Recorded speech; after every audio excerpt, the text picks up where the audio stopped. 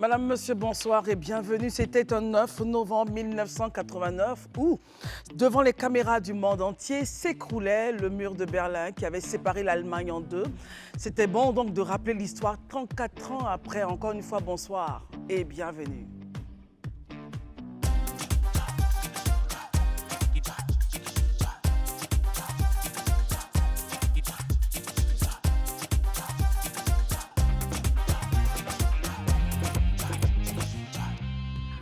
Au sommaire de ce grand talk, encore une fois, merci d'être avec nous. Vous aurez en pole position, comme d'habitude, la CAN et ensuite le PDCI. Et on aura donc un invité pour parler d'entrepreneuriat, pour parler d'entreprise et d'investissement. Herman Aboua, merci d'être avec nous ce soir. Bonsoir Christelle, bonsoir chers téléspectateurs. La pêche ce soir, n'est-ce pas? Comme toujours. Élisée Moloube, bonsoir. Bonsoir Christelle, bonsoir chers amis, bonsoir chers téléspectateurs. Daouda, merci d'être là ce soir avec nous. Bonsoir Christelle, bonsoir à tous. Barry, de retour sur le plateau, bonsoir. Bonsoir Christelle, bonsoir à tous, bonsoir chers collègues. Très bien. Notre premier point, parlant de la CAN, ira directement sur l'aspect sécuritaire. On en parlait ici il y a 2 jours, je crois. Mais cette fois-ci, bonne nouvelle, les forces armées ont été équipées à hauteur de 3 milliards de francs CFA. Le ministre de la Défense a donc remis, mercredi 8 novembre, 74 véhicules et des matériels informatiques à hauteur de 3 millions de francs CFA. Milliards de francs CFA aux forces armées de Côte d'Ivoire. Herman Aboua, bonne nouvelle, n'est-ce pas? C'est une très bonne nouvelle, c'est une très bonne nouvelle, surtout que quand même parmi les villes qui accueillent, qui abritent les différentes poules, il y a notamment Korogo qui est dans le nord du pays, il y a même Bouaké, et on sait qu'il y a eu par le passé des attentats quand même terroristes dans ce pays-là. Je pense que c'est renforcer la sécurité pour cet événement. Généralement, ces événements sont des cibles souvent pour ceux qui ambitionnent d'attaquer des pays. C'est ce genre d'événements-là qui ciblent. Donc c'est une très bonne chose, surtout que ce matériel acheté va rester aussi pour poursuivre pour la lutte contre le terrorisme et le djihadisme. Barry, est-ce que comme Herman, vous applaudissez donc cette dotation? Oui, c'était une bonne décision, une bonne initiative. Je pense qu'il est toujours important de renforcer les moyens, qu'ils soient de locomotion, qu'ils soient humains, qu'ils soient financiers des armées. Surtout, comme il l'a dit, on est dans un environnement sécuritaire un peu dans le rouge, pour parler de la sous-région naturellement. Donc, une organisation de grande envergure comme la CAN, on se doit d'avoir des moyens adéquats pour réussir le pari de l'événement. Daouda? C'est déjà une très bonne initiative dans la mesure où on le sait tous. Tu parlais de la CAN, et donc ça veut dire que dans 2 mois, la Côte d'Ivoire va ouvrir ses bras au monde entier et on organise la plus belle et la plus grande CAN en termes d'équipe déjà. Donc il faut sécuriser en même temps les biens et les personnes. Et cette dotation de 64 véhicules et de matériel informatique, 74, merci beaucoup, et de matériel informatique aux forces armées de Côte d'Ivoire, c'est déjà une bonne chose. Et j'estime que cette dotation est significative d'abord par son montant, 3 milliards. Et ça montre en fait la volonté ferme du gouvernement de lutter contre l'insécurité, comme le terrorisme et la criminalité transfrontalière auxquelles nous faisons face aujourd'hui. Donc, pour cette histoire, sincèrement, c'est bravo au gouvernement de Côte d'Ivoire et à l'État, ainsi qu'aux contribuables ivoiriens qui, en même temps, payent pour tout ça. C'est une bonne chose. Élisée Moloube, 3 milliards, la CAN est sécurisée, on est tranquille, selon vous, moi, ou il y a des choses encore à faire? Non, je pense que mes prédécesseurs ont dit l'essentiel. Moi, je voudrais juste, à travers cette action, juste noter que c'est une confirmation sur l'engagement des pouvoirs publics, en tout cas des autorités ivoiriennes, à renforcer l'aspect sécuritaire. Depuis quelques années quand même, les forces de défense et de sécurité bénéficient en tout cas d'un ensemble d'investissements qui a permis à notre armée, à notre gendarmerie et même à notre police et à tous les autres corps même de monter en puissance, que ce soit même au niveau de la marine, on a vu des frégates qui ont été achetées, que ce soit au niveau même de l'armée de l'air, on a acquis des flottes, que ce soit au niveau de l'armée de terre, on sent quand même qu'il y a une volonté manifeste des pouvoirs publics, en tout cas de travailler sur l'aspect sécuritaire. De rassurer le monde. Et cela va de soi quand on sait un peu la période qu'on a vécue, les situations dans lesquelles nous sommes passés, mais bien évidemment, surtout la situation au Sahel et aux alentours de notre pays, il n'y a rien de plus normal que d'investir vraiment dans la sécurisation. Et je pense que c'est encore une confirmation de cette volonté affichée par les pouvoirs publics. Très bien, donc une très bonne nouvelle que nous applaudissons tous. Deuxième point de cette CAN, on parlait ici de la mobilisation. Certains parmi vous estimaient qu'on ne sentait pas la mobilisation, pardon, et que rien n'est fait. On ne voit pas, Herman en parlait, il disait où est l'éléphant de la CAN, on ne le voit pas, on ne sait pas où il est, je ne sais pas si c'était vous, enfin bref, on en parlait, on en parlait ici, et bonne nouvelle, ça commence la mobilisation. L'université Félix Houphouët-Boigny de Cocody et l'université Nangui d'Abobo ont été les premières justement à abriter des comités locaux pour la mobilisation. Herman. Mais moi, je suis la question de la mobilisation. Je dis toujours que je rappelle les événements passés, précédents. On a vu ici des compétitions, même des éléphants, des matchs ici, où on a vu des stades clairsemés. Mais depuis un moment, quand même, autour de la CAN, il y a les stades refusent du monde. Donc déjà, moi je pense qu'au niveau de la mobilisation, c'est vrai que le COCAN, on peut dire tout ce qu'on veut du COCAN. Au niveau de la mobilisation, ils assurent. Donc cet événement avec les deux universités, où on fait contribuer les étudiants à cette fête-là, moi je pense que ça fait partie de leur stratégie de mobilisation. Et je pense qu'aujourd'hui, l'engouement, je prends toujours l'exemple, on a des camarades qui sont à l'extérieur et autres, qui ne sont même pas ivoiriens, qui veulent venir parce qu'ils sentent déjà que les choses bougent ici. Donc l'engouement, la mobilisation, pour moi, ils assurent. Élisée Boloubeu, votre regard sur la question? Ben, moi, je faisais partie de ceux qui estimaient que... Ça ne bougeait pas. Voilà, que c'était quand même un peu lent. Et puis, je pense que ce qui vient de se passer même vient juste me conforter dans ma position. Ah bon? Parce que, oui, même parce que le lancement de cette campagne de mobilisation, c'est les premières, c'est les premiers comités locaux qu'on vient de mettre en place de mobilisation. Voilà, et là, pour votre gouvernement, on est à 64 jours de la compétition. Non, je ne dirais pas qu'on est forcément en retard, mais je lui ai dit qu'on devait le faire depuis. Donc, quelque part, à un moment donné, on se rend compte qu'on n'a pas fait dans le temps. Élisée, selon vous, on devrait le faire depuis quand? Mais on devrait le faire depuis des mois en arrière, plusieurs mois en arrière, bien évidemment. Depuis des mois en arrière, c'est normal. Parce que là, l'objectif aujourd'hui, c'est quoi? C'est d'emmener, de susciter un engouement, une fièvre populaire. Et ça ne peut se faire que dans la proximité, dans la mobilisation des populations. C'est vrai que là, on parle de CAN, mais à chaque fois qu'on parle de CAN et autres, on est au niveau institutionnel. Alors qu'en réalité, là, la CAN, c'est vrai, elle peut être coordonnée par l'institutionnel, mais ceux qui vivent la CAN et qui la font vibrer, en réalité, c'est le populaire, c'est le public, c'est le peuple, en fait. Donc, c'est ceux-là, il faut aller leur donner, il faut leur confier ça, en fait. Et c'est justement ce que fait aujourd'hui le COCAN en décidant d'aller vers ces populations-là et créer des comités locaux pour mobiliser et pour sensibiliser. Juste avant de venir à Daouda, est-ce que vous pensez que l'université, c'est la bonne cible pour démarrer? Ben c'est déjà très bon. Moi, je pense que l'université, c'est bien quand même parce que déjà, et puis où on fait à l'université, à l'université Félix Houphouët-Boigny et puis Nangui à Bourgois, qui quand même regorge en termes d'étudiants qui ont les effectifs les plus élevés, que ce soit au niveau de l'université de Houphouët-Boigny ou bien l'université de Nangui à Bourgois, c'est eux qui ont l'effectif le plus élevé des universités. Donc, c'est déjà une très bonne chose. Daouda, alors, Élisée estime qu'on est en retard, on aurait dû le faire depuis des mois. Mais bon, quand même, on a commencé à saluer. Est-ce que vous partagez son point de vue? C'est son point de vue, je ne le partage pas. Et j'estime que le COCAN a commencé à travailler sur la mobilisation depuis très longtemps. Sûrement que nous n'avons pas les mêmes sources d'informations. Parce que je suis sûr que pour ceux qui se rappellent, qui suivent le site du COCAN, le COCAN a recruté plus de 10 000 jeunes en termes de volontariat pour être dans les stades, pour travailler comme bénévole. Au-delà du COCAN, le ministère de la Jeunesse en a aussi recruté. Je pense que même M. Ayouba, même hier, en parlait encore ici. Donc quand on nous dit... Ce n'est pas dans le cas de la CAN, c'est dans le cas des métiers de sport. N'empêche, Élisée, nous souffrons et on prend du temps pour vous écouter. Élisée, je vous en prie. Vous comprenez? Donc, pour parler de cela, quand on dit que le COCAN n'a rien fait, je suis surpris. Donc, personne n'a jamais dit que le COCAN n'a rien fait. Mais Élisée Boloubeu. Non, mais on n'a pas dit que le COCAN n'a rien fait. Permettez au moins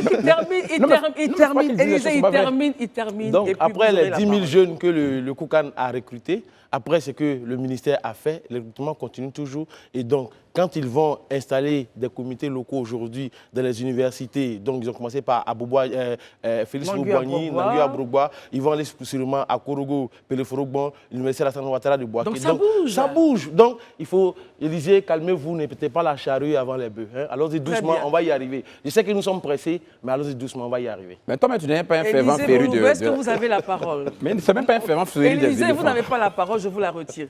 Barry.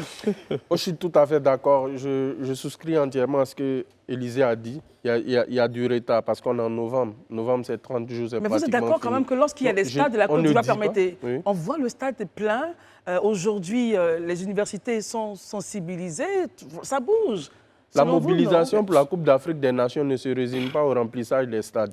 Ça va au-delà de ça. Quand vous organisez une compétition comme la CAN, regardez un peu, pour la Coupe du Monde, par exemple, vous avez les fan zones. Quand vous partez en ville, déjà 2, 3, 4 mois avant la compétition, il y a de l'engouement. On sent qu'on est dans un pays où il y aura une compétition qui sera organisée, qui est la Coupe d'Afrique des Nations.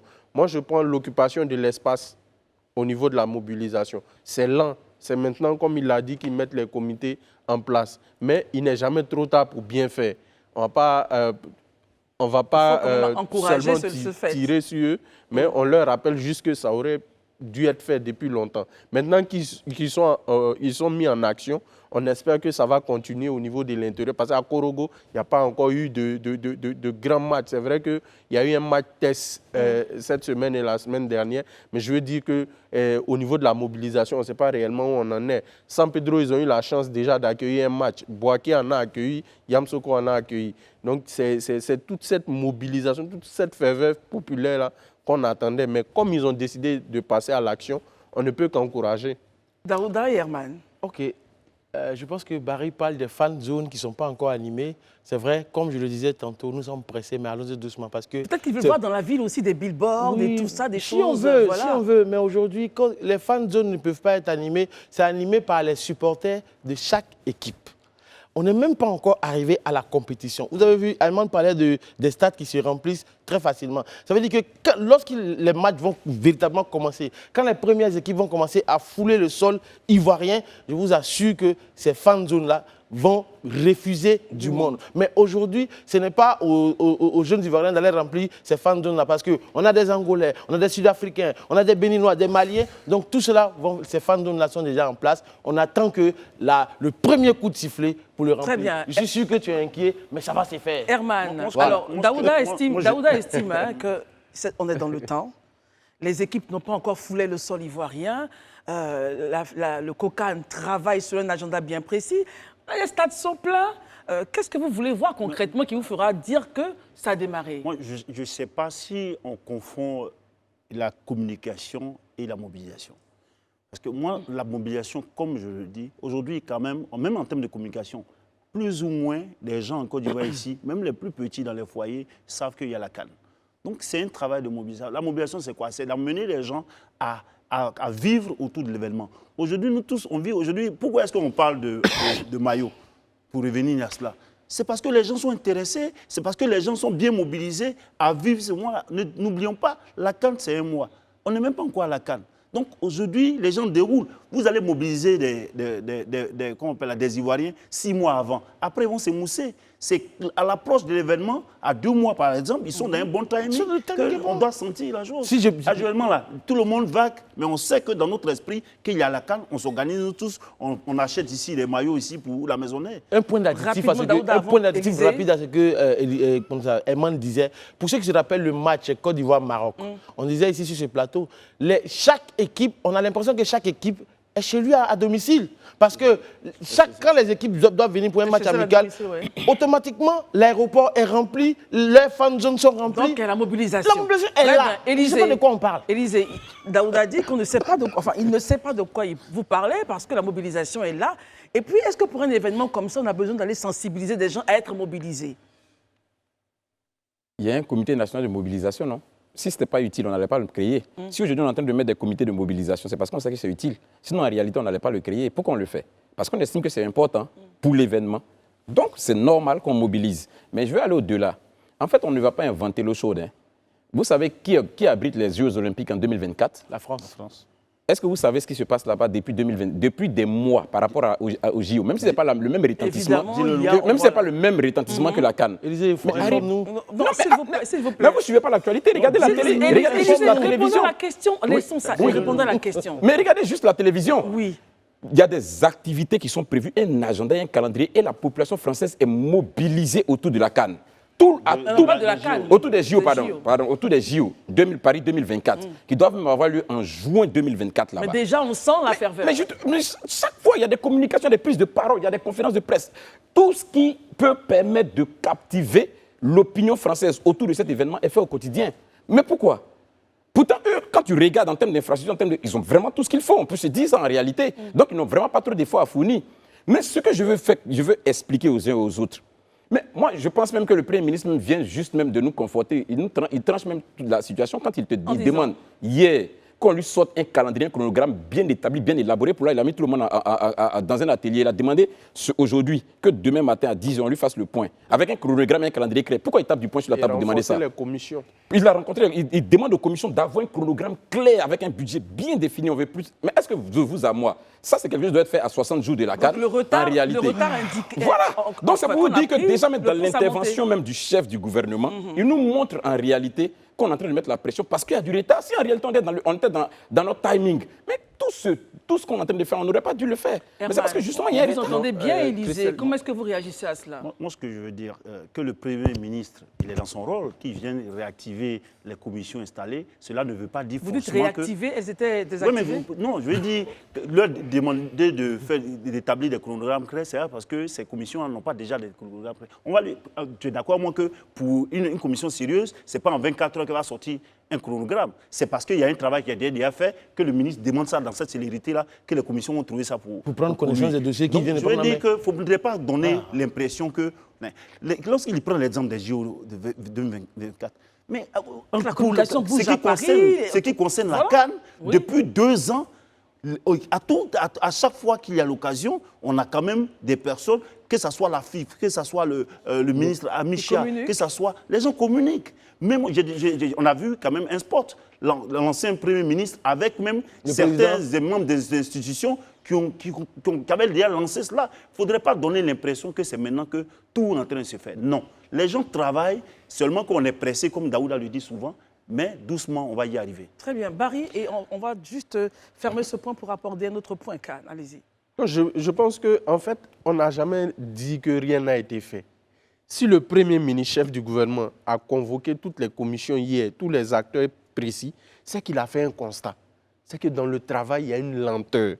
On ne dit pas que rien n'est fait, il ne faut pas confondre les choses. Pourquoi vous dites qu'il y a une lenteur? Il y a une lenteur, mais c'est évident. À quel niveau? Il vient d'arriver, il veut prendre connaissance des dossiers. Mais il voit des choses, il est nommé justement même dans le titre de sa fonction. Ministère des Sports, n'est-ce pas? Oui. La mobilisation, on dit que les comités de base de mobilisation devaient être mis en place depuis avant cette période-là. Non, je n'ai pas dit que le Premier ministre, je fais juste un narratif. Très bien. Voilà. Les comités de base, ce n'est pas à 2 mois d'une compétition comme la CAN, ce n'est pas à 2 mois qu'on fait ça. Il a pris l'exemple des JO. Moi, je prendrai l'exemple de la Coupe du Monde 2026. Dans le sport américain, vous connaissez mieux les États-Unis que moi. Mais vous savez très bien que la communication, la mobilisation mais autour de la Coupe du Monde a déjà commencé peut-être 3-4 ans avant. Je veux dire que la Côte d'Ivoire organise une compétition dans moins de 2 mois. Et en 2 mois, généralement, pour les autres CAN, c'est bien avant qu'on met les comités de mobilisation en place. C'est un fait. Mais cela ne veut pas dire que rien n'a été fait. On dit que c'est insuffisant. Il faut passer, il faut actionner la machine pour qu'on puisse être dans le temps, pour ne pas être pris à la dernière minute. Très bien, on vous a entendu. On applaudit quand même que les comités de base ont commencé à être activés au niveau de l'université Nangui à Brogwa et l'université d'Abobo. On va s'en tenir à ça. Les étudiants feront un bon boulot, ils feront un excellent boulot. On s'en tient à ça et on va observer l'actualité. Le prochain point, on reste toujours avec voilà, les étudiants, ou enfin l'école. Je voudrais juste qu'on précise quelque chose. Pendant la Coupe d'Afrique des Nations 2023, que la Côte d'Ivoire organisera, seuls les élèves de l'enseignement technique et la formation professionnels auront 1 mois de congé. Parce qu'il nous revient que les élèves du secondaire, Du général. voilà, pourraient croire qu'ils sont concernés par cette mesure-là. Voilà, eux seuls, donc, les élèves de la formation technique et de la formation professionnelle auront donc 1 mois de congé exceptionnel allant du 12 janvier 2024, après les cours du soir, au 11 février 2024. Certains diraient que c'est de l'exclusion, que tout le monde aurait dû être mis en congé, Daouda. Non, moi je ne pense pas que ça soit de l'exclusion. Et cela va de soi, dans la mesure où c'est 2 ministères distincts. Bien différents. Bien différents. Le ministre de l'Enseignement technique et de la formation professionnelle a décidé que pour la CAN, quand on sait que les élèves de l'enseignement technique et de la formation professionnelle, dans cette CAN-là, il y a beaucoup de métiers qui sont liés à leur formation, notamment les questions d'hôtellerie, les questions de tourisme, les questions de restauration, d'activités liées au sport. Donc, il estime qu'il faut qu'ils aillent pour aller pratiquer. Ils sont mis à contribution. À contribution. Maintenant, au niveau de l'enseignement général, disons-le clairement, selon certains experts du domaine, le quantum horaire est très élevé. Donc, si on doit prendre encore 1 mois de congé, parce qu'il y a Cannes, finalement, on risque de ne pas pouvoir boucler le programme. Maintenant, nous tous, on le sait en Côte d'Ivoire ici, lorsqu'il y a une Cannes, le jour les éléphants de Côte d'Ivoire jouent, franchement, on n'a pas besoin de dire à quelqu'un, il y a congé. Pour parler comme dans une chanson, aujourd'hui, le jour du match des éléphants, il n'y a pas cours. Est-ce que c'est normal, justement, que pendant que les éléphants jouent, les élèves soient à l'école? Comment vous analysez ça, Herman? Si toutefois c'est le cas, comment les maintenir en classe pour qu'ils suivent les cours? Et les élèves et les professeurs. Mais d'abord, il faut indiquer que la circulaire du ministère de l'Enseignement technique et de la formation professionnelle, ça est là depuis près de 2 mois. Donc, je veux dire que c'est sûrement, souvent les gens ne lisent pas bien l'entête, c'est le ministère de l'Enseignement technique et de la formation professionnelle qui a prévu cela. Au niveau de l'enseignement général, le ministère de l'Éducation nationale de la formation et de l'alphabétisation n'a pas prévu que les élèves du général, c'est-à-dire ceux qui font de la 6e jusqu'à la terminale, D, A et autres, ne soient en congé. Oui, donc, la question, c'est comment faire pour les maintenir en classe? Oui, mais ça, je veux dire que ça, au niveau des chefs d'établissement, généralement, les gens trouvent une formule.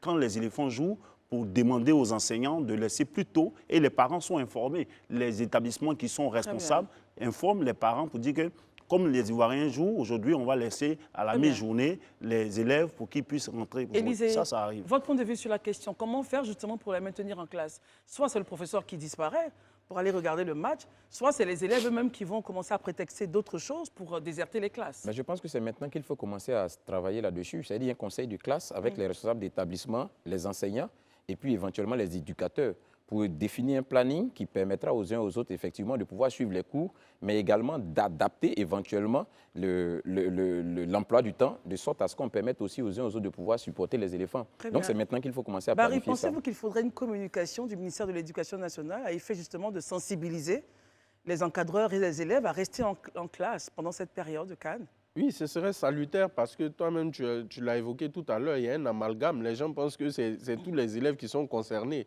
Donc, le ministère de l'Éducation nationale même, peut mettre en place une communication au niveau de l'institution, mais aussi déléguer des responsables pour aller dans les établissements, faire une tournée, travailler avec les responsables d'établissement pour voir dans quelle mesure ils peuvent encadrer les élèves en question. Parce que comme Daouda l'a dit, nous tous, on a été au lycée, on a été au collège quand la Côte d'Ivoire joue. Généralement, on fait cours, mais 1 heure avant le match ou 30 minutes, les chefs d'établissement libèrent les élèves pour ne pas qu'on perturbe les cours, en fait. Parce que si vous maintenez le cours pendant le match, vous risquez de vous retrouver avec 10, 15 étudiants, alors que 15 élèves, alors que la classe contient une cinquantaine.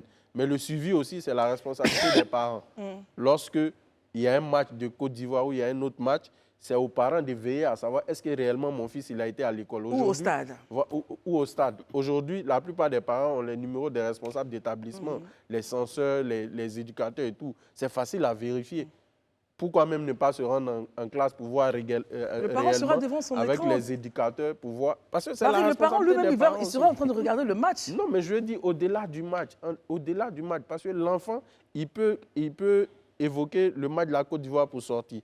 Mais au-delà, il y a d'autres matchs. Bien sûr. Voilà, il y a la dynamique de groupe. Très bien. Généralement, dans les classes, il y a des élèves dont on sait que Et il y a l'horaire aussi. ils ont un goût prononcé pour le loisir. Enfin, Donc, je si pense votre qu'il y a- enfant se colle à oui. ce genre d'élèves, naturellement, il va fuguer. Très bien. Donc, il y a forcément quelque chose à faire sur cette question-là pour que, pendant que la ferveur de la CAN se passe en Côte d'Ivoire, quand même, l'éducation, les élèves continuent d'apprendre. C'est très important. Le monde ne va pas s'arrêter à Non, cause l'enseignement Non, général, c'est merci, comme Daouda. Daouda l'a dit tout à l'heure. Prenez ceux qui font le bac. On n'a pas prévu 2 semestres, on a prévu 3 trimestres. Si on vous laisse en congé, le 2e trimestre, vous le grillez à moitié. Parce que généralement, on arrête les Merci, notes Barry. début mars. Merci, Barry. Je sens qu'on aura des nouvelles bientôt de l'Éducation nationale sur ce point. Messieurs, il y a un match, lui, qui va forcément se tenir. Ça sera le 16 décembre et on parle du PDCI.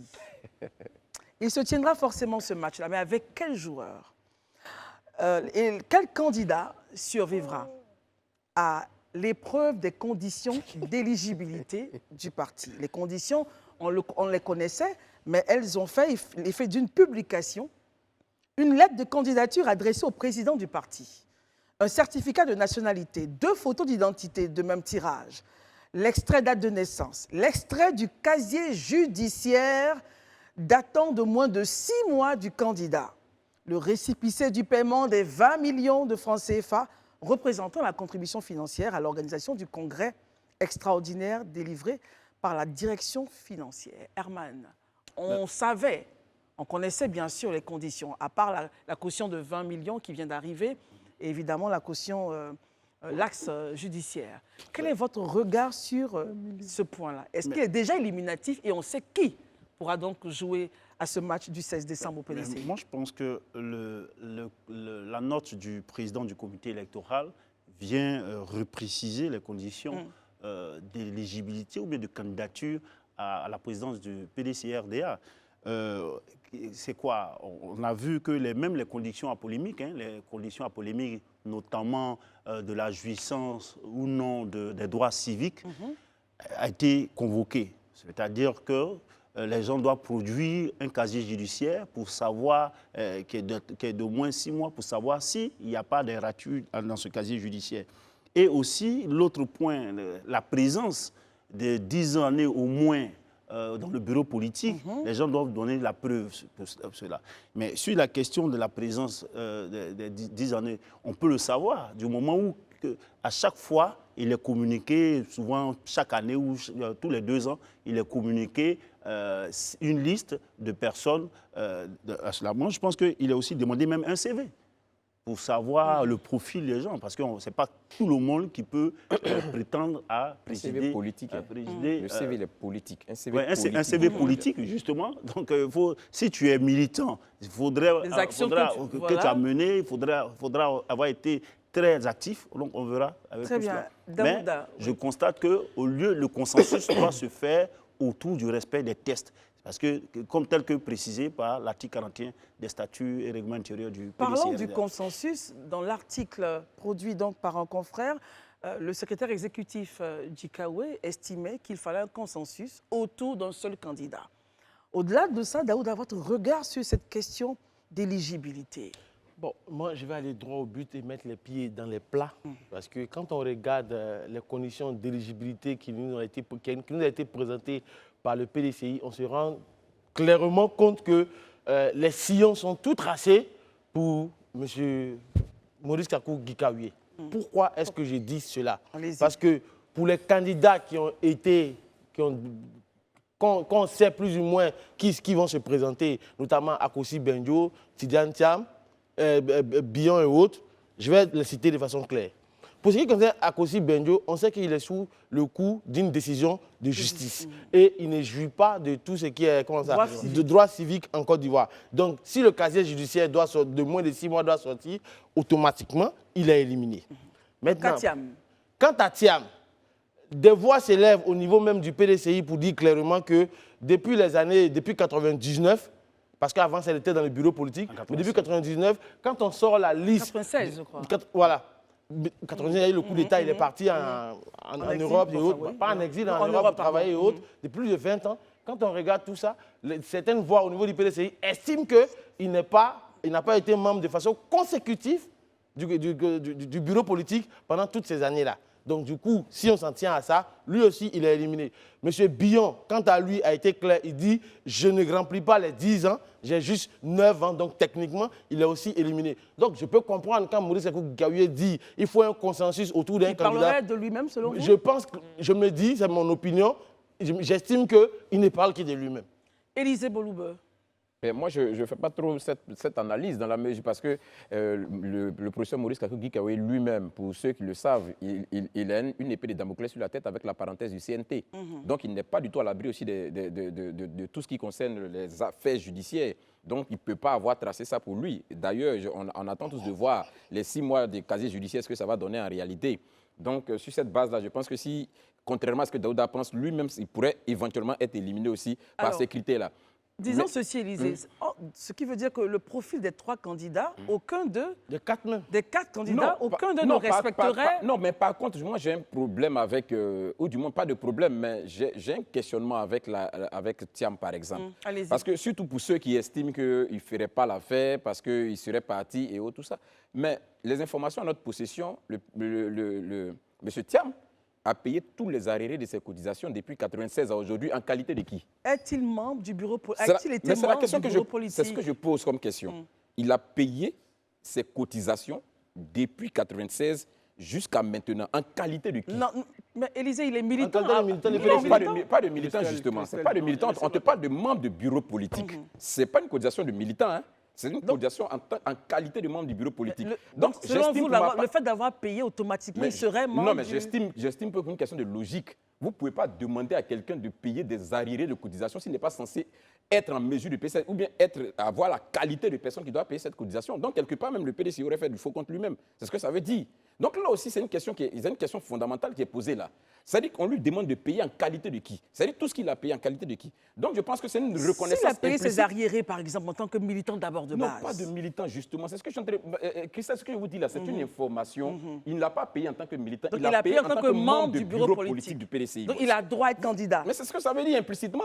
Parce que si vous lui demandez de payer tous ces arriérés de causa qu'il a payé depuis tout ce temps, en qualité de qui il a fait? En qualité de membre du bureau politique, donc vous ne pouvez pas venir lui brandir aujourd'hui ou lui opposer aujourd'hui le fait qu'il n'est pas membre du bureau politique. Il y a quelque chose qui ne va pas. Voilà, donc ça aussi, je pense que sur cette base-là, il y a quelque chose à clarifier là-dessus. Mais pour moi, peu importe, je crois que le PDCI, dans sa dynamique et dans son ADN, c'est un parti qui a été toujours dans le consensus. Donc il serait bien éventuellement, comme le dit le professeur Maurice Kakou-Gikawe, de s'asseoir et de faire un consensus et puis trouver le candidat qu'il faut. Barry, s'asseoir, laisser les textes de côté et puis... Non, pas laisser. Non, pas laisser. Je pose ma question. Ah, d'accord, ok. Au vu de tout ce qui se présente, Akossi Benjo pourrait être out à cause de la clause judiciaire. Gikawe lui-même peut-être. Thiam, il a parlé de... forclos à cause... il serait forclos à cause de sa présence ou non au bureau politique.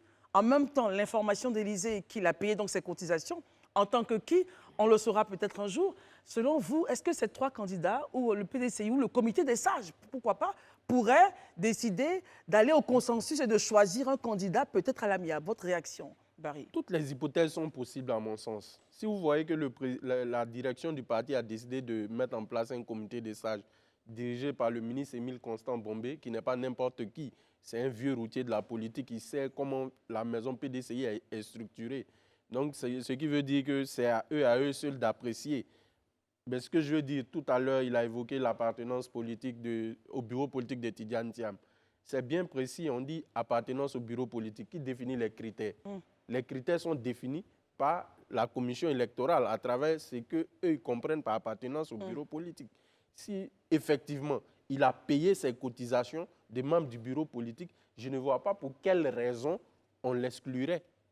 Voilà. Et ça pourrait changer la donne. Ça pourrait changer la donne. Mais au-delà de ça, je pense que la compétition, c'est ça un parti politique. Quand il y a un congrès pour élire le président, c'est une élection. Donc les militants et les congressistes plutôt ont mandat pour élire un responsable à la tête du parti. C'est ce qu'on souhaite dans tous les partis politiques. Mais le consensus aussi, c'est un principe démocratique parce que c'est un accord entre plusieurs acteurs par rapport à un contexte ou à une solution donnée. Donc, ils peuvent décider aujourd'hui eux, au niveau du PDCI, parce que c'est eux et eux seuls qui peuvent décider de la destinée de leur parti politique. Ils peuvent décider de laisser tout le monde aller, compétir, comme ils peuvent décider d'appliquer les textes avec toute la rigueur qui doit suivre. Très bien, Barry. Rapidement, Herman, et on va clore ce sujet. Moi, sur la question, lorsqu'on dit, par exemple, que Gikawe, jusque-là, on n'a pas encore aucun... Il y a des prétendants. Et il y a même des partisans qui souhaitent que telle personne soit candidat. Donc, on ne peut pas dire que le professeur Gikawe lui-même n'a pas encore déposé sa candidature, parce qu'ils n'ont pas encore appelé à déposer la candidature. Il a dit qu'il était candidat. Oui, ça, il a déclaré. Mais je veux dire que ça ne veut pas dire qu'il est de fait candidat. Aujourd'hui, il y a un collège, un comité électoral. Herman, je ne vous suis pas, excusez-moi. Permettez que je comprenne bien. Parce que pour être candidat... Permettez que je comprenne bien. Oui. Il a annoncé, il a dit « je suis candidat Okay. ». Donc il est candidat. Oui, mais quand il est candidat à la candidature, pourquoi je dis ça? Quand tu es candidat, tu déposes ta candidature. Mais les candidats, la liste des candidats qui sera arrêtée pour le Congrès, c'est cette liste qui va nous ramener le comité électoral qui est installé. Donc le comité électoral va prendre la prétention, c'est-à-dire la candidature déposée pour ceux qui veulent être candidats, et ils vont traiter, à la sortie de là, ils vont sortir une liste définitive des candidats retenus. Et c'est cette liste des candidats retenus là qui va aller au Congrès. Et au Congrès, sur la question, à moins que le PDCI décide de ne pas respecter son comité électoral qu'il a mis en place, qui a travaillé à traiter les dossiers, et parler encore de conditions, de consensus sur les conditions au Congrès, je crains que cela ne peut être possible. Si le PDCI voulait aller à un consensus sur la question, on devait voir cela déjà lorsqu'ils ont fait leur communiqué concernant le comité électoral. Comme je disais, et ils ont juste reprécisé les conditions des décisions. Merci Herman. Les jours à venir, nous donnerons la capacité de voir comment est-ce que le PDCI décide d'avancer sur ces questions-là. Mais en tout cas, comme on le disait hier, le 16 décembre, on aura peut-être une autre Côte d'Ivoire à la veille de la CAN en plus. À la veille de la CAN, peut-être. Soit le PDCI est fort, soit il implose. Mais en tout cas, on souhaite au vieux parti de Côte d'Ivoire de rester fort. Nous allons maintenant, juste, messieurs, permettre au directeur général de Business France de nous rejoindre. Monsieur Laurent Saint-Martin, bonsoir et bienvenue. Bonsoir. Business France est chargé du développement international des entreprises françaises, des investissements internationaux et de la promotion économique de la France. Au-delà de ça, est-ce qu'il y a encore d'autres choses à dire pour mieux présenter Business France? En fait, Business France, c'est relativement simple à expliquer. C'est l'agence gouvernementale française qui aide ces PME, ces entreprises de taille intermédiaire à exporter partout dans le monde. Et puis, c'est l'agence qui favorise les investissements internationaux sur son territoire. Donc, c'est les deux flux d'investissement et de commerce. L'idée étant d'améliorer le solde du commerce extérieur français. Très bien, je sais que depuis quelques années, vous êtes en Côte d'Ivoire ici. Quels sont les secteurs d'activité dans lesquels vous travaillez le plus de façon bilatérale avec la Côte d'Ivoire? Bon, il y a évidemment tous les secteurs d'activité que les entreprises françaises connaissent depuis longtemps, les infrastructures, bien sûr.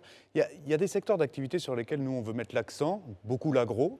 Vous savez qu'il y a eu ce formidable salon qui a eu lieu, Sarah, il y a quelques semaines. On avait près de 50 entreprises françaises qui sont venues participer. Et puis, il y a des sujets comme la tech, les télécommunications notamment, où on a aussi, je pense, beaucoup de potentiel, à la fois pour les entreprises françaises et pour les entreprises de Côte d'Ivoire pour travailler ensemble. Donc, c'est à la fois les secteurs d'activité sur lesquels les entreprises françaises avaient déjà des parts de marché, et puis il y a les marchés de demain, et je crois que c'est ça qui est intéressant aussi à discuter. Élisée ? Aujourd'hui, à combien s'élève le nombre d'entreprises françaises en Côte d'Ivoire et leur contribution, je dirais, au niveau du PIB ou bien de la richesse ivoirienne? Écoutez, il y a à peu près 300 filiales d'entreprises françaises en Côte d'Ivoire. Il y a aussi un peu plus de 700 entreprises de droit local ivoirien qui ont été fondées par des Français. Donc au total, on peut considérer qu'il y a 1 millier d'entreprises qui sont soit des filiales françaises, soit des sociétés ivoiriennes fondées par un Français ou un Franco-ivoirien. Donc l'histoire commerciale entre la France et la Côte d'Ivoire, elle est riche. La question est de savoir, est-ce que demain, on veut continuer à inscrire cette histoire commerciale d'une façon innovante, peut-être d'une façon aussi nouvelle. Je crois que c'est ça qui est intéressant à se poser comme question. Est-ce que demain, on va vers plus de co-innovation, de co-industrialisation? Je crois que partage des fruits de la croissance. La Côte d'Ivoire, c'est un pays absolument remarquable en termes de potentiel de croissance pour les prochaines années. C'est un véritable hub économique régional. Je pense vraiment qu'il y a une nouvelle façon, je pense, de penser l'histoire économique et commerciale entre la France et la Côte d'Ivoire. Et c'est ça dont je suis venu discuter notamment avec les acteurs économiques français et ivoiriens. Herman? Laurent Saint-Martin, pourquoi parler de l'internationalisation de l'économie française, là où le monde va vers une mondialisation de l'économie, à moins de nous faire comprendre qu'une économie est mondialisée que lorsqu'elle correspond à l'économie française? Non, je crois que le commerce international, d'abord, c'est quelque chose qui a toujours existé. Là où vous avez parfaitement raison, c'est qu'il y a une nouvelle donne géopolitique qui réécrit probablement les routes commerciales de demain. Et donc, il y a à la fois des menaces, c'est vrai, on le voit, on a des continents et des blocs qui font preuve de plus de protectionnisme qu'avant. Évidemment, les États-Unis, la Chine, l'Europe a elle-même cette réflexion à avoir en termes de souveraineté. Ce n'est pas pour autant qu'il n'y a pas des opportunités, encore une fois, de co-construction à avoir entre les pays. Et je trouve, encore une fois, que l'histoire commerciale entre la France et la Côte d'Ivoire est vraiment un bel exemple de ce qui peut être poursuivi. Mais il faut que les intérêts soient des deux parties. C'est ça qui est extrêmement important. L'avenir du commerce international, ce n'est pas un pays qui vend ses produits simplement. C'est un pays qui va investir avec un autre pays et qui produit et qui transforme et qui crée de la valeur ajoutée dans le pays pour lui-même exporter. Donc c'est ça, je pense, l'avenir du commerce international entre ces deux pays. Élysée. À vous entendre, effectivement, on se rend compte, ou du moins on penserait que tout est idyllique en termes de relations économiques. Vous voulez qu'on poursuive ces relations. Si tout est aussi bien comme vous le laissez entendre, qu'est-ce donc le secteur ou quel est l'axe sur lequel on doit pouvoir travailler pour pouvoir améliorer les choses? C'est un peu ce que je vous disais. Je pense qu'il faut essayer de faire davantage d'investissements ensemble et qu'il n'y ait pas une seule Quand relation. vous dites ensemble, ça veut dire quoi? C'est ça. Une entreprise française, une entreprise de Côte d'Ivoire Qui interviennent à part égale. qui interviennent soit à part égale, soit qui réfléchissent à des programmes communs de recherche et développement ou d'industrialisation. Tout dépend, encore une fois, des deux intérêts qu'ils y trouvent. Aujourd'hui, les flux commerciaux, c'est souvent export-import, dans un sens comme dans l'autre. Tout dépend des produits. La Côte d'Ivoire a, pour la France, si vous voulez, son premier marché sur un certain nombre de biens, et c'est vrai pour la France réciproquement. La question est comment est-ce qu'on dépasse cette seule relation commerciale, finalement, de flux commerciaux où chacun a sa spécialité, d'avantages comparatifs, comme on disait en économie avant, comment est-ce qu'on essaie de co-construire quelque chose à plus haute valeur ajoutée ensemble, ici et en France. J'ai dit que les flux étaient importants dans les deux sens. Barry. Historiquement, on sait que la France a une histoire particulière avec ses ex-colonies d'Afrique francophone, je veux dire. Mais ces dernières années, quand on regarde, les entreprises françaises se sont aussi étendues dans des pays africains qui ne sont pas forcément des pays francophones. L'exemple, c'est l'Afrique du Sud, c'est le Mozambique avec Total et tout. Quelle lecture faites-vous de cette évolution-là au niveau des entreprises françaises? Oui, vous avez parfaitement raison. Le continent africain ne se résume pas à l'Afrique de l'Ouest d'abord et à l'Afrique francophone ensuite. L'Afrique de l'Est offre de très belles opportunités pour les entreprises européennes et françaises et réciproquement. La France est une terre d'accueil des investissements d'Afrique australe et d'Afrique de l'Est. Business France a des bureaux au Kenya, en Éthiopie, en Afrique du Sud, en Angola. Donc vous voyez que ça dépasse effectivement la seule Afrique de l'Ouest francophone. Une fois qu'on a dit ça, il faut aussi être pragmatique et reconnaître que les liens entre les pays francophones, notamment en Afrique de l'Ouest, et la France, ont une histoire, une culture, une langue commune qui fait que commercer ensemble a évidemment aussi beaucoup de sens et il faut le poursuivre. L'idée n'est absolument pas de se déporter vers d'autres zones d'Afrique, mais au contraire d'embrasser ensemble justement l'énorme potentiel qu'il peut y avoir entre le continent européen et le continent africain demain. Je rappelle juste que le continent africain, c'est le continent du XXIe siècle à plein d'égards et qu'il faut évidemment qu'il puisse être regardé comme tel aussi d'un point de vue économique et commercial. Très bien, Herman. Que répondez-vous à ceux qui estiment que venir parler d'internationalisation de l'économie française en Afrique, c'est une forme de recolonisation de l'économie, des économies africaines? À partir du moment où les fruits de la croissance doivent être pensés ensemble, à partir d'un moment où les intérêts sont réciproques, il n'y a pas de nouvelle forme de colonialisme. La seule question, c'est de savoir, est-ce qu'un pays qui a autant de potentiel demain, et on le voit déjà par rapport à tout ce qui a été fait ces dernières années, la résilience face à la crise Covid et la relance formidable qu'il y a eu, La question est de savoir, au contraire, comment est-ce que finalement des investissements européens peuvent venir accompagner. Alors, Très je ne suis bien. pas naïf, il n'y a pas que des investissements européens, Bien je sais sûr. bien. Moi, mon travail, c'est de faire en sorte qu'il y ait plus d'investissements européens qui puissent Alors, pour participer au fruit de terminer la croissance. rapidement, alors vous avez organisé la Coupe du Monde de rugby, vous Oui. vous apprêtez justement On ne pour l'a pas les... gagné, mais on l'a organisé. Vous Éliminé vous en quart de apprêtez finale. pour les JO. Les box Ce vous ont serait- ce serait tapé. quoi la petite recette que vous pouvez donner à la Côte d'Ivoire qui s'apprête bientôt à accueillir la CAN? Vraiment en une minute. Alors, j'ai vu que c'était un sujet important. Très J'ai écouté important pour nous. votre plateau avant. Je me garderai bien de donner des leçons parce que c'est toujours très difficile d'organiser des grands C'est une événements recette, là-dessus. hein. Je vais vous dire, il faut qu'il y ait de la passion, et ça, je sais qu'il y en a en Côte d'Ivoire. Et n'hésitez pas à parler d'autre chose que du seul sport. Les grands événements sportifs sont des formidables opportunités de développement, de cohésion. La jeunesse doit être extrêmement impliquée dedans. Et ce n'est pas que regarder les matchs, c'est tout ce qu'il va y avoir autour, tout ce que ça va créer comme dynamique, y compris les relations économiques qu'on peut utiliser pas évidemment à travers ces beaux événements. Pour lesquels Merci Laurent beaucoup. m'appelle, là. Merci Exactement. beaucoup. Alors, votre conseil n'est même pas tombé dans l'oreille de sourd. Merci d'être venu. Merci à vous. Monsieur Laurent Saint-Martin, je rappelle que vous êtes directeur général de Business France. Merci beaucoup. Merci à vous. Et bon séjour en Côte d'Ivoire. Merci. On se retrouve juste après, à tout à l'heure. Merci d'être avec nous. Si vous venez à peine de nous prendre en marche, c'est le Grand Talk sur Live TV. On a démarré depuis 19h et Daouda, Barry, Élisée, Herman sont toujours avec nous. Quel dispositif pour une meilleure gestion des excès d'eau en Côte d'Ivoire? Élément Magnéto, on en parle tout à l'heure. Réduire les risques climatiques en Afrique, c'est ce sur quoi portait ce deuxième webinaire sur les services climatiques qui s'est tenu le lundi dernier en présence des chercheurs africains et européens.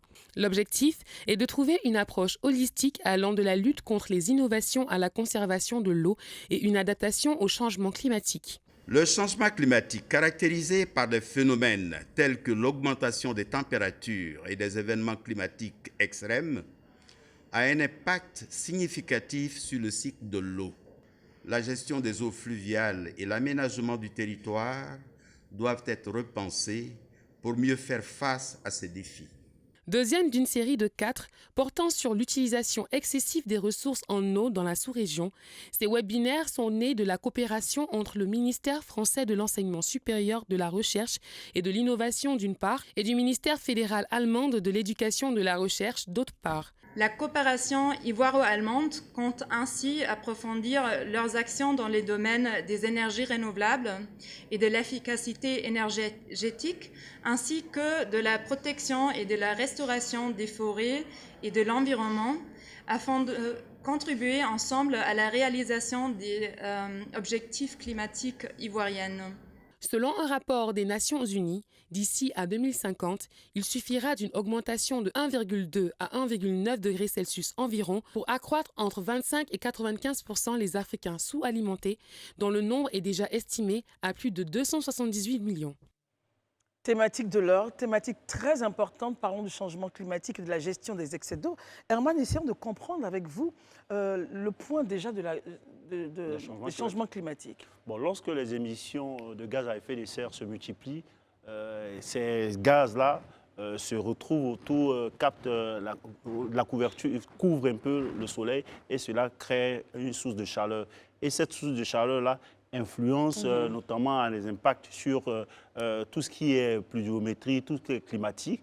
Donc ça change comment on appelle ça impacte sur l'agriculture, donc notamment aussi il y a une pression sur l'eau. Vous savez bien que si la chaleur augmente, la température augmente, évidemment, ça au niveau de l'eau, nos nappes et autres là vont s'assécher. Donc ce séminaire par exemple, c'est d'insister pour ne pas que les gens, l'excès d'eau qu'on a déjà, on ne les gaspille pas. Parce que la question, quand on prend l'ODD 6 par exemple, qui dit qui est les objectifs de développement durable, le 6e, qui est axé sur l'eau et qui garantit l'accès de tous à l'eau et à l'assainissement et assurer une gestion durable des ressources en eau, il faut que cette gestion se fasse de façon intégrée, c'est-à-dire avec tous les acteurs. Mais ça se fait comment? Lorsque vous êtes à la maison, l'eau en surplus, nos comportements, nos attitudes, même dans l'utilisation de l'eau, ouais, parce que souvent on gaspille l'eau, et on s'imagine que la quantité qui peut nous suffire, on va un peu plus au-delà de cette quantité. On vous dit qu'il ne faudrait pas gaspiller cette eau-là parce que 2 personnes en ont besoin, la nature en a besoin. Daoud, une problématique importante sur laquelle il faut communiquer pour sensibiliser les populations à la bonne gestion de l'eau. Effectivement, il faut gérer l'eau parce que quand on sait que le succès de ce pays depuis 1960 repose sur l'agriculture, Dernièrement, on a des problèmes en termes de souveraineté alimentaire et on sait que l'eau, c'est le moteur de notre agriculture. Donc si, avec tout ce que Herman vient d'expliquer, dans quelques années, dans quelques mois, on a des difficultés à avoir de l'eau, d'abord potable, et même pour l'agriculture, ça peut poser un véritable problème pour tout le monde. Et donc, je veux dire, il est important pour tous les Ivoiriens de faire attention à ce que nous faisons dans la mesure où aujourd'hui, est-ce qu'en Côte d'Ivoire, on a des stations de traitement d'eau comme ça se fait en Europe ou aux États-Unis, où l'eau usagée, en fait, est après recyclée, de sorte à ce qu'on puisse le réutiliser. Je ne sais pas s'il y en a en Côte d'Ivoire, parce que c'est toi qui es expert dans le domaine. Mais je me dis... Il y avait par le passé quand même, il y avait un certain nombre de stations de traitement qui étaient aux abords comment on appelle là, notamment aux abords de la lagune Ébrié. Bon, qui recevaient, tous les ditoires, toute la saleté qui venait. Oui, mais est-ce qu'elles sont fonctionnelles? Non, la plupart, en tout cas, la plupart ne sont pas fonctionnelles. Je ne crois pas qu'on en ait. Mais je crois qu'avec, récemment, il y a un projet, il y a des nouveaux collecteurs que les gens sont en train de créer. Mais les stations de traitement, c'est tellement que Élisée, sur la question de la gestion des excès d'eau, c'est vrai que dans nos habitudes, il y a beaucoup de gaspillage. Hein. Oui, ça c'est certain. Hein. Parfois, ça devient souvent un peu courant. Quand vous circulez dans les quartiers, dans les rues, vous voyez des tuyaux qui sont cassés et puis l'eau peut jaillir pendant même souvent des jours, avant même qu'on vienne les réparer. Et après, tout le monde est sidéré quand il y a des ruptures, quand il y a des coupures et tout ça. Je pense que c'est quelque chose qui doit faire l'objet d'une sensibilisation accrue, à mon avis. Parce que quand on vit, on ne vit pas juste pour soi, mais on vit aussi également pour les générations futures. Si d'autres ont pu conserver l'eau, on peut faire en sorte que nous puissions en profiter. Et notre devoir aussi de veiller à tout mettre en œuvre pour que les générations futures aussi puissent en profiter. Donc il faut qu'on puisse avoir des comportements responsables. Et de tels séminaires doivent faire l'objet, comme je le dis, de larges échos pour que les uns et les autres comprennent effectivement le danger qu'il y a à gaspiller de l'eau. Barry, un mot sur la question? Non, je pense que l'eau est plus que jamais une source indispensable. Parce que quand on regarde même dans notre sous-région, le Sahel, il y a des questions d'eau qui ne disent pas leur nom. Mais en Côte d'Ivoire, il y a cette chance-là d'avoir une hydrographie très riche. Mais on n'est pas à l'abri parce que quand vous regardez, vous prenez le Bandama par exemple, vers Guézabo et autres, là, vous voyez que la couleur de l'eau même a changé. On ne sait pas à quoi c'est dû, peut-être que les experts vont se prononcer. Mais il faut alerter les Ivoiriens sur les dangers liés à la gestion d'eau. Parce que l'eau, en plus d'être une source de vie, elle est une source fondamentale dans toutes les activités, que ce soit l'élevage, que ce soit l'agriculture, que ce soit dans le développement durable. Donc, il faut que les gens prennent leurs responsabilités, il faut qu'on fasse très attention. Et il y a un autre élément qui menace nos cours d'eau, c'est l'orpaillage clandestin. Exactement. Parce qu'ils utilisent n'importe quel produit chimique et surtout le plomb. À l'ouest, par exemple, il y a des cours d'eau qui sont en train de s'achasser. Tout ça, c'est dangereux. Il faut bien regarder cette problématique-là. C'est tout un ensemble. Il y a tout cet ensemble-là qu'il faut prendre en compte. Merci Barry, merci infiniment. Alors, on ne saurait terminer cette émission, vous savez, toujours dans l'ambiance de la CAN et tout. C'est vraiment notre passion. Et puis pour la CAN, on aura un grand talk décliné aux couleurs de la CAN. Mais pour l'instant, celui qui arrive, c'est donc M. Innocent Anongba.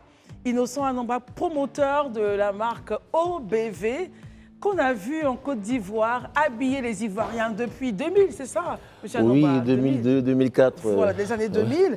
Et avec vous, on va parler donc des produits dérivés, comment faire en sorte justement que les professionnels ivoiriens puissent se positionner et présenter de très très beaux produits à moindre coût, n'est-ce pas, aux populations. Bienvenue. Merci madame de me recevoir sur ce plateau. Merci pour les chroniqueurs. Effectivement, je suis le promoteur de la marque OBV, une marque qui a été créée dans les années 2000 ou 2002. L'origine de cette marque,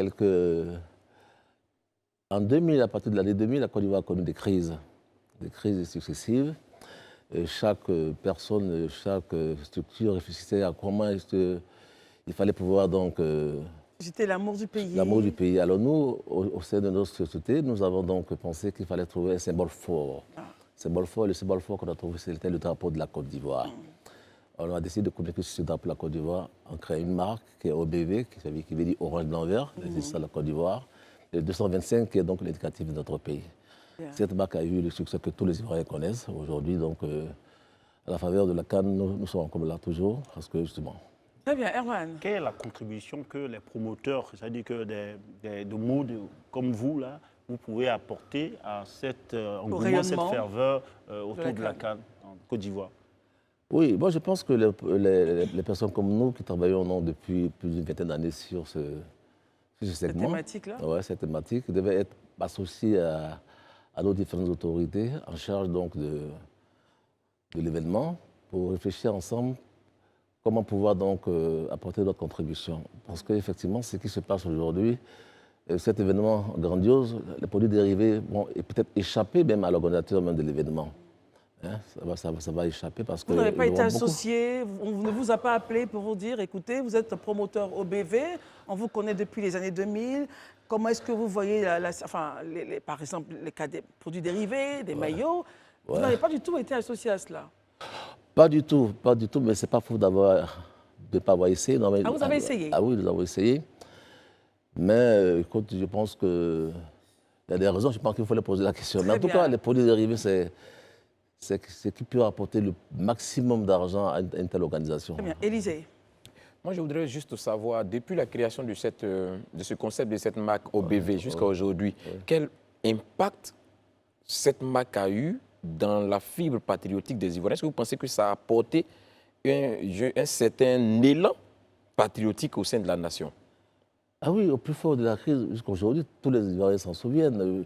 À l'époque, quand nous avons lancé la marque, sur toutes les maisons, sur toutes les voitures, il y avait des drapeaux orange, blanc, vert qui frottaient, à l'image donc des États-Unis. Effectivement, ça crée une forte conscience. Aujourd'hui, lorsque vous regardez même dans tout le paysage, tout est à base d'orange. Tout est à base d'orange, que ce soit les fabricants de pagne, que ce soit les fabricants, les peintures des maisons, tout est à base d'orange. Effectivement, pour répondre à votre question, effectivement, ce concept qu'on a créé a eu un très fort impact sur la population ivoirienne. Okay.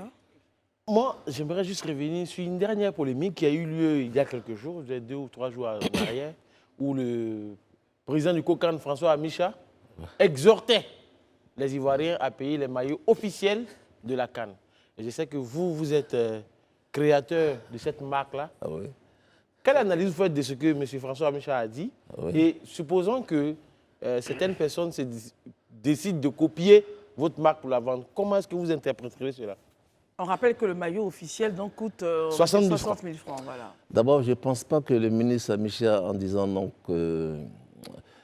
en affirmant ça, ne parle pas des marques comme la nôtre parce que nous ne sommes pas concernés par ça. Il parle des maillots officiels des éléphants de Côte d'Ivoire qui se retrouveront donc au stade, enfin dans les différents stades, alors que ce sont des maillots copiés. Mais un stade, c'est 40 000 personnes. Souvent 60 000. 60 000 personnes, mais ce n'est rien par rapport aux 20 millions d'Ivoiriens qui pourront porter ces marques-là achetées à 2 000, 3 000 francs dans les maquis, dans les fanfests, dans les marchés, tout, etc.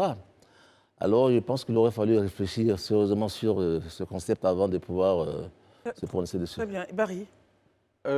Après plus de 20 ans d'existence, quelles sont les perspectives de votre projet OBV?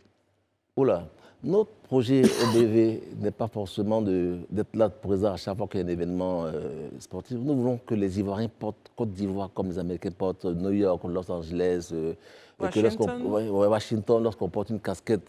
Le NY, ça veut dire New York. On n'a pas bien décrit New York en bas. Nous voulons que lorsqu'on porte 225 sur une casquette, on sait que tout le monde sait que c'est Côte d'Ivoire, mais OBV, on sait que c'est la Côte d'Ivoire. C'est notre ambition, c'est de faire de la Côte d'Ivoire une marque à fort potentiel économique. Mais juste un truc rapide. Ce que je veux savoir, c'est qu'aujourd'hui, vous voulez que les gens portent cette marque 225 comme à New York, LA et autres. Techniquement, tout à l'heure, vous parlez d'avoir approché le COCAN. Concrètement, quelles sont vos propositions pour qu'on puisse se positionner? Merci Daouda. Cette marque-là. Je pense qu'il faut faire appel quand même aux professionnels. Moi, je travaille dans le métier depuis 20 ans. Plus de 20 ans dans le métier. Et que devant un tel événement, il faut approcher ceux qui ont travaillé dessus. Et moi, je travaille dessus depuis 20 ans. Je pense que j'aurais pu quand même donner des pistes. Vous savez, il ne faut pas forcément se focaliser sur les maillots à deux mois de l'événement. Il y a d'autres choses, d'autres produits. Il y a plein d'autres produits. Moi, je prends un exemple simple, tout simplement. Prenons le cas de la rentrée scolaire. La rentrée scolaire, en principe, tous les manuels scolaires, les cahiers, les sacs, les trousses, devaient être estampillés Cannes. Estampillés, même pas forcément Cannes, parce que des fois, il y a des... 225. 225, même orange, blanc, vert, même une gomme. Même une gomme peut être orange, blanc, vert, même si tu n'écris pas dessus COCAN. Il y a tellement de choses à faire.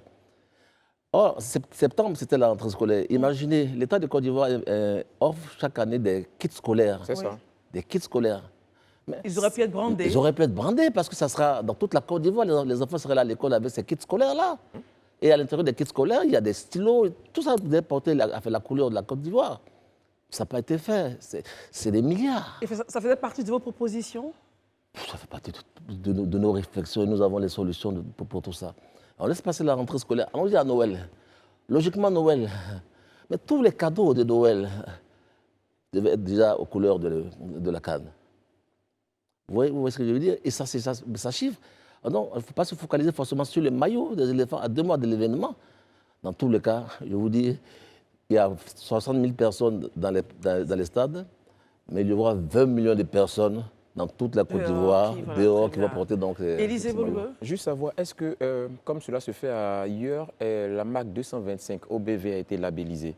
Ah oui, ça c'est le BABA, c'est le commencement même de la création de la marque. C'est la première étape, c'est qu'il faut déposer son logo dans l'OAPI, elle a protégé. Cela date depuis 20 ans, comme vous l'avez dit. Ah oui, ça se renouvelle, une marque se renouvelle chaque 10 ans. Chaque 10 ans, oui, tout à fait. Une marque se renouvelle chaque 10 ans. Littéralement, on a fini, Herman, mais une demi-seconde. Moi, il y a une inquiétude. On a parlé des maillots qui coûtaient à 60 000, la question du prix. Est-ce que vos produits sont accessibles aujourd'hui à toutes les bourses? Et à combien, c'est ça? Voilà. Combien sensiblement? Quelqu'un qui veut avoir un T-shirt aux couleurs ivoiriennes pour supporter les éléphants, à combien il doit pouvoir s'attendre? Et après, juste ça, vous allez réagir sur le point de la contrefaçon de vos produits qui pourraient peut-être arriver, pourquoi pas? D'accord. Et nos produits sont accessibles. Nos produits partent de 2 000 francs CFA à maximum 20 000 francs CFA. 2 000 francs à 20 000 francs CFA. 20 000 francs CFA. Vous voyez le petit garçon qui est assis là, son ensemble coûte 10 000 francs. Voilà. Ah d'accord. Et ça coûte combien? C'est ça? Celui qui est en haut là. D'accord. Donc on ne parlera pas de prix, mais en tout cas, on saura comment faire pour vous. Donc c'est accessible. C'est accessible. Ouais, vos prix sont de 2 000 à 20 000 francs maximum, sur le. ouais, Très bien. maximum, ouais. Alors, je pense qu'on a quand même des échantillons qu'on va recevoir rapidement avant de. Waouh. On a même des cravates. Des cravates. Donc, tout ce qui est à des Vegas bretelles, reste là, à je vois. Vegas, c'est ça? Ouais, des bretelles, C'est des bretelles. Ok, je c'est de pense. ça qu'il parlait. Ouais.